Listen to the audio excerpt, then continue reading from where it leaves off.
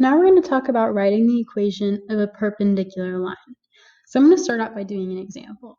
If we want to find the equation of a line that is perpendicular to y equals 2x plus 3 going through a point P that is at -2, 2, we're going to use point slope form to start out this process. So our first step is going to be to find the new slope.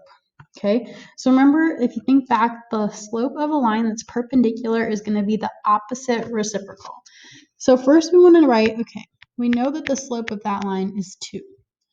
So the slope that's opposite reciprocal to that is going to be negative because our 2 is positive, and then we're going to flip it to be 1/2. So our perpendicular slope is -1/2.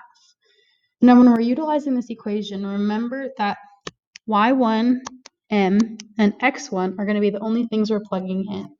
So our second step, we're going to rewrite that equation but plugging in the numbers. So we start out with y minus. Our y value is going to come from this point. So we got x1 and y1 up here. Our y1 is going to be 2. We're going to put equals, plug in our slope, which is -1/2, bring down our x, and then we're going to do minus the x value, which is -2. So now we have a double negative there. So I'm going to rewrite our equation by canceling out those double negatives to be a positive. So all I'm doing is just copying the same equation down, but getting rid of that double negative. So now we have y minus 2 equals -1/2 times x plus 2.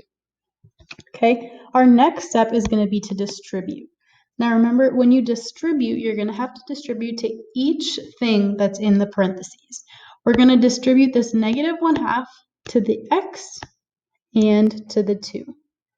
I'm going to just bring down my left side, which is just y minus 2, because that's not going to change.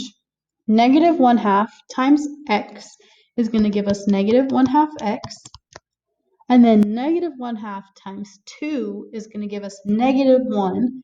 So I'm just going to write that as -1. Okay, our next step is going to be to simplify to slope-intercept form. So we want to get that with y equals mx plus b, which means we have to get y by itself. In order to do that, I'm going to have to get rid of that -2. Okay, the opposite of -2 is going to be +2. Remember, whatever I do to one side, I have to do to the other side. And that's going to give us y equals -1/2 x plus 1. And that is the equation of our perpendicular line.